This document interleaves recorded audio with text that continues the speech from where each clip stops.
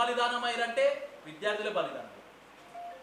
అక్కడ ఎల్బీనగర్ చౌరస్తాలో కాల్చుకొని చనిపోయినటువంటి వ్యక్తి ఎవరు అంటే ఒక విద్యార్థి. ఉస్మానియా కేంద్రంగా టాగోడు ఆడిటోరియంలో చనిపోయిన వ్యక్తి ఎవరు అంటే విద్యార్థి. మరి విద్యార్థులు ఎందుకు బలిదానం అయ్యారు అంటే మా ఉద్యోగాలు మాకు కావాలని చెప్పేసే కదా మనం అందరం కూడా ఆ విధంగా అయిపోయాం. అంటే కళ్ళారా చూసినటువంటి అనుభవం ఎవరికైనా ఉంది అంటే బహుశా నాకు ఒక్కరికి ఉందని చెప్పేసి నేను మీకు చెప్పడం జరిగింది. అంటే వాళ్ళు చనిపోతున్నటువంటి సందర్భాలలో మనకి ఏం చెప్పారు అంటే మన ఉద్యోగాలు మనకు రావాలి, తెలంగాణ రాష్ట్రంలో విలువలతో కూడుకున్నటువంటి కుటుంబ వ్యవస్థ ఉంటుంది, ఒకరి చేతి కింద బతికే అలవాటు తెలంగాణ ప్రజలకు ఉండదు. కాబట్టి మా కాలం మీద మేము బతకాలి, మా తల్లిదండ్రులను మేము చూసుకోవాలి. ఎన్ని కోట్ల ఆస్తున్నప్పటికీ కూడా మేము ఎక్స్పెరిమెంట్లు చేస్తాం, మా సొంతంగా మేము ఒక ఉద్యోగం చేసుకొని మా తల్లిదండ్రులను పోషించుకుంటాం అనే ఒక ఆలోచన తెలంగాణ ప్రజలకు ముఖ్యంగా ఉంటుంది. మీ అందరు కూడా తెలుసు. ఆ కోరిక, పట్టుదల, పటిమ ఉన్నది కాబట్టి ఈరోజు తెలంగాణ సాధించుకున్నాం. మరి తెలంగాణ వచ్చిన తర్వాత 10 ఏళ్ల పాటు మనకి ఏమైనా ఇచ్చిరా? ఏమన్నా మేము మొన్న 3 నెలల నుంచి 4 నెలల నుంచి ఇటువంటి ఆస్కారం కూడా ఉంది. మరి ఇన్ని చేసినా కానీ అధికారంలోకి వచ్చిన తర్వాత కాంగ్రెస్ పార్టీ ఎట్లయితే మోసం చేసిందో అదే ధోరణితోని టీఆర్ఎస్ పార్టీ కూడా అదే విధంగా మనం మోసం చేసింది. మరి 2 పార్టీలు దొంగ పార్టీలు ఇప్పుడు మళ్ళీ ఎమ్మెల్సీ ఎన్నికలు మన రాష్ట్రంలో అతిపెద్ద ఎన్నికలు ఇవి. ఒకటి నల్గొండ కావచ్చు, లేకుంటే ఖమ్మం కావచ్చు, వరంగల్ కావచ్చు, అక్కడ టీచర్స్కి సంబంధించిన ఎలక్షన్స్ ఉన్నాయి మీకు తెలుసు. అదేవిధంగా ఉమ్మడి జిల్లాలో అయినటువంటి ఆదిలాబాదు, కరీంనగర్, నిజామాబాదు, ఉమ్మడి మెదక్లో టీచర్స్ అండ్ గ్రాడ్యుయేట్ ఎలక్షన్స్ వస్తున్నాయి. జనరల్ ఎలక్షన్లలో వాళ్ళు డబ్బులు పెట్టిరా, ఇంకోటి పెట్టిరా కానీ అక్కడ గెలవడం జరిగింది. గెలిచిన తర్వాత అధికారం ఫామ్ చేయడం జరిగింది. ఎన్నికల ప్రచారం జరిగినప్పుడు మీ అందరికీ తెలుసు, హైదరాబాద్ కేంద్రంగా కాంగ్రెస్ పార్టీని గెలిపిస్తే 100 రోజులలో నోటిఫికేషన్ ఇస్తా అన్నాడు. అన్నాడా లేదా? అన్నాడు. మెగా డిఎస్సి వేస్తా అని చెప్పిండు. అన్నాడా లేదా? అన్నారు. తర్వాత గ్రూప్ 1కి సంబంధించినటువంటిది ప్రిన్స్ 1:100 చేస్తా అన్నారు. 1:50ని 1:100 చేస్తా అన్నారు. మరి ఎక్కడ చేసినా చేయలేదు. ఆయన చెప్పడమే కాకుండా ఢిల్లీలో ఉన్నటువంటి రాహుల్ గాంధీ గారిని తీసుకొని వచ్చి అశోక్ నగర్, దిల్సుఖ్ నగర్, ఎల్బీ నగర్, అమీర్పేట ఏరియాలలో ప్రచారం చేపిస్తూ మేము అధికారంలోకి వచ్చిన 100 రోజులలో నిరుద్యోగ భరోసా ఇస్తాం, జాబ్ క్యాలెండర్ రిలీజ్ చేస్తాం అని చెప్పినటువంటి వ్యక్తులు ఈరోజు గెలిచిన తర్వాత ముఖం చాటేస్తున్న సందర్భాన్ని ఈరోజు మనం చూస్తున్నాం. లేదన్నా మొన్ననే 12,000తో నోటిఫికేషన్ రిలీజ్ చేశారు కదా అని చెప్పి మీరు అందరు క్వశ్చన్ అడగారు. ఆయన ఇచ్చినటువంటి నోటిఫికేషన్ అయినది కాదని. గతంలో కేసీఆర్ గారు దిగిపోతున్నప్పుడు ఈ నేను ఎందుకు వేసుకోవాలని చెప్పేసి 7,800కు పైగా ఒక నోటిఫికేషన్ ఉంది. దాన్ని రీనోటిఫికేషన్ చేసి వాళ్ళ కార్యకర్తలకు ఉపయోగపడే విధంగా ఇంకొక 3,000 వాటిని పెంచి ఈరోజు నేను ఉద్యోగాలు ఇచ్చినా అని చెప్పేసి పాలాభిషేకాలు చేయించుకుంటూ రేవంత్ రెడ్డి గారు. మరి ఎంతమందికి ఎగ్జామ్స్ పెట్టినావు, ఎంతమందికి లెటర్ ప్యాడ్లు ఇచ్చినావు, ఉద్యోగం ఇచ్చినావు అని చెప్పేసి నోటిఫికేషన్ ఇవ్వడం కాదు, ఎంతమందికి ఉద్యోగ అవకాశాలు వచ్చినాయి అని చెప్పేసి నీ TSPSC Telangana state public service commission నుంచి నువ్వు ఎంతమందికి నోటీసులు, ఎంతమందికి నువ్వు నియామక పత్రాలు ఇచ్చినావు అని చెప్పేసి అడగాల్సినటువంటి అవసరం ఉంది. అదేవిధంగా ఈరోజు ఈ ప్రభుత్వాన్ని అడుగుతున్నాం మనం. 60 ఏళ్ల లోపల ఉన్నటువంటి వ్యక్తులని, రిటైర్మెంట్కి వచ్చినటువంటి వ్యక్తులను రిటైర్మెంట్ కానియకుండా ఆపుతూ, ఎక్కడ రిటైర్మెంట్ అయితే 20,700 కోట్ల రూపాయలు నేను అక్కడ వాళ్ళకు పింఛన్ రూపాయలలోనో లేకపోతే కాదు, మాకు కావాల్సినది నిరుద్యోగ వృత్తి కాదు, మాకు కావాల్సినది పింఛన్లు కాదు, మాకు కావాల్సింది ఏంటంటే ఉద్యోగం కనుక ఇస్తే నా ఇంట్లో ఉన్నటువంటి తల్లిదండ్రులు నేను పోషించుకుంటా అని చెప్పి ఆలోచన ఎవరికి రావాలంటే యువతలకు రావాలి. మరి ఈరోజు ఎలక్షన్స్ రాగానే మన పెద్ద మనుషులకు ఏం తెలియక పింఛన్లు ఇస్తాడు, కోపిన్ కార్డులు ఇస్తాడు, ఇంకోటి ఇస్తానని నీ ఇంట్లో ఉన్నటువంటి నీ కొడుకో నీ బిడ్డనో చక్కగా లేకపోతే నీకు ఎన్ని చేయం లాభం?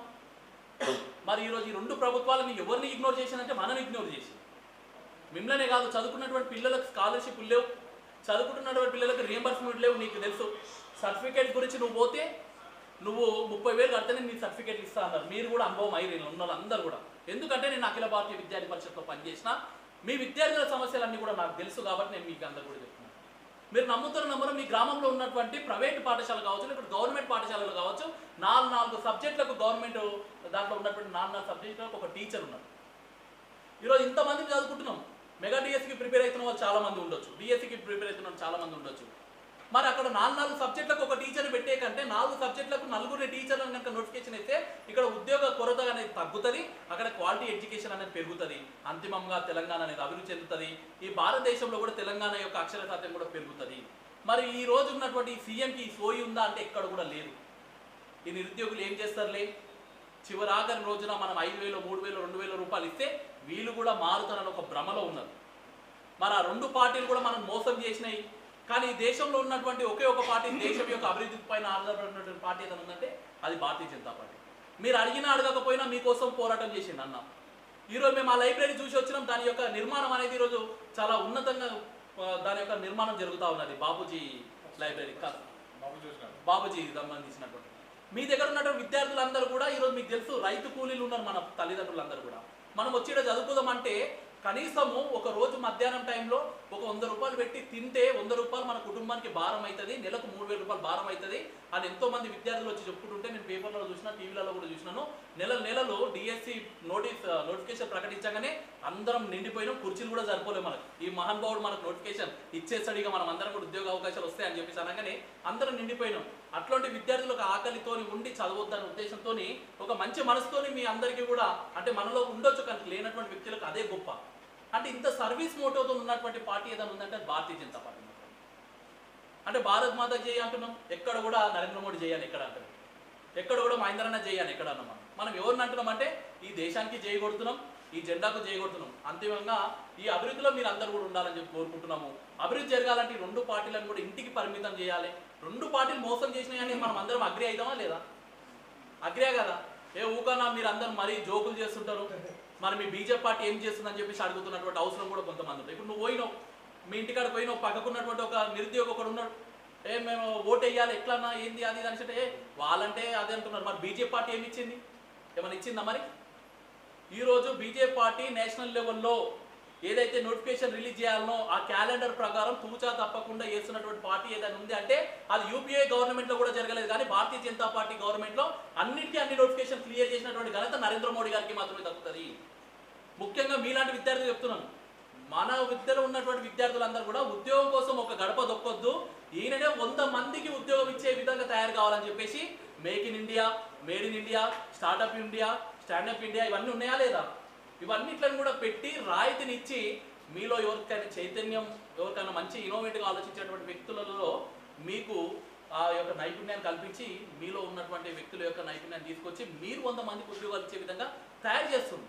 మరి ఈ పార్టీలు ఏం చేస్తున్నాయంటే మన అందరినీ కూడా పక్కదారి పట్టించే ప్రయత్నం చేస్తుంది. కాబట్టి 2 వ్యక్తులు కూడా గ్రాడ్యుయేట్, ఒకరేమో ఎంఎస్సికి సంబంధించినటువంటి టీచర్కి సంబంధించినటువంటి మల్క కుమరయ్య గారు అని చెప్పేసి ఒక టీచర్ అభ్యర్థి, అదేవిధంగా గ్రాడ్యుయేట్కి సంబంధించినటువంటి వ్యక్తులు ఏదైతే మనకు అంజిరెడ్డి గారు, ఇద్దరు కూడా మనకు మధ్య అభ్యర్థులుగా ఉన్నారు. మీరు ఓట్లు వేయండి. మీ దగ్గర ఓటు లేదన్నా మా దగ్గర ఇంతసేపు నువ్వు మాట్లాడుతున్నావు అంటే ఓటు లేకపోయినా పర్లేదు, కానీ నువ్వు ఓటు వేయించే విధంగా తయారు కావాలి. నీ ఇంటి దగ్గర ఉన్నటువంటి ఎవరైనా గ్రాడ్యుయేట్ ఉంటే వాళ్ళతో వేపియండి. మీ తల్లిదండ్రులకు సంబంధించినటువంటి మీ పిన్నిలో, బాబాయ్లో, అక్కనో, అన్ననో ఎవరో ఒకరు ఉంటే వాళ్ళతో ఓటు వేయించే ప్రయత్నం చేయండి. మీ ఓటు ద్వారా గ్రాడ్యుయేట్లు అంతా కూడా ఏకతాటిపైకి వచ్చారు. ఏదైతే ఆంధ్రప్రదేశ్లో నిరుద్యోగుల కోసం అన్యాయం చేసినటువంటి వైఎస్ఆర్సీపీని ఎలగొట్టారు కదా, ఎమ్మెల్సీ ఎలక్షన్లు ఎలగొట్టారు కదా, అప్పుడు ప్రభుత్వంలోకి వచ్చినటువంటి టీడీపీ ప్రభుత్వంలోకి రాగానే మొదటి నోటిఫికేషన్ టీచర్లకు సంబంధించింది, డిఎస్సికి సంబంధించింది, గ్రూప్ 1 సంబంధించిన అన్ని వేసిరు. 1:75 చేసిరు. అక్కడ 1:50 నుంచి 1:75 చేసింది. అట్లనే తెలంగాణలో బీజేపీ పార్టీ రాగానే మీ అందరికీ హామీ ఇస్తా ఉన్నాం, ఖచ్చితంగా మీకోసము మీరు ఏవేవైతే ఆశిస్తున్నారో వాటిని అన్నింటిని కూడా తేవాలంటే బీజేపీ పార్టీకి మద్దతు తెలపండి అని చెప్పి ఈరోజు మీ మధ్యలోకి రావడం జరిగింది. అవకాశం ఇచ్చినందుకు మీ అందరూ కూడా ధన్యవాదాలు చెప్తా ఉన్నాను. మీరు ఈసారి ఇచ్చేటువంటి అవకాశం బట్టే రేపు ఈ యొక్క ప్రభుత్వం కానీ ప్రతిపక్షంలో ఉన్నటువంటి ఆ టీఆర్ఎస్ పార్టీ కానీ భయపడే అవకాశాలు ఉంటాయి. కాబట్టి ఆ విధంగా ప్రయత్నం చేస్తారని చెప్పి ఆశిస్తూ నాకు ఈ అవకాశం ఇచ్చినందుకు ధన్యవాదాలు.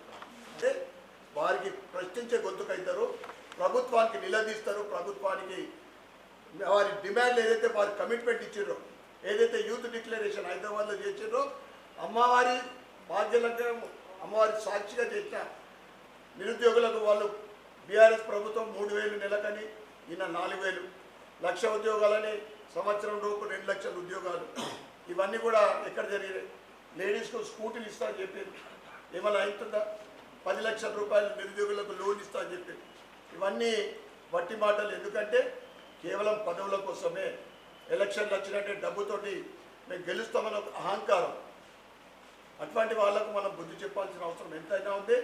ఎందుకంటే ఇవాళ అనేక సమస్యలు చూస్తూ ఉన్నాం. రిటైర్మెంట్ ఏజ్ ఒక దిక్కు నిరుద్యోగులు పెరుగుతూ ఉంటే వాళ్ళు 3 సంవత్సరాలు పెంచితే ఈయన 65 సంవత్సరాలు చేయడానికి ప్రయత్నిస్తూ ఉన్నారు కాంగ్రెస్ ప్రభుత్వం. ఫీ రింబర్స్మెంట్ విషయంలో ఎంతమంది ఇబ్బంది పడుతూ ఉన్నారు. ఒక్క 14 నెలల్లో ₹1 కూడా ఫీ రింబర్స్మెంట్ ప్రభుత్వం నుండి కళాశాలకు ఇప్పటికి కూడా అలాట్ చేయలేదు. ఇటువంటి అనేక సమస్యలతో సతమవుతున్న గ్రాడ్యుయేట్స్ కానీ టీచర్స్ అనేక సమస్యలు వారి తరఫు నుండి పోరాడాలి అంటే మండలిలో మీ ఇద్దరు మా అంజిరెడ్డి గారికి మరియు మల్క కొమరాయ్ గారికి మీరు అమూల్యమైన ఓటు గెలిపించాలని మీ అందరికీ కూడా నేను ప్రార్థిస్తూ సెలవు తీసుకుంటా ఉన్నాను. భారత్ మాతాకి జై.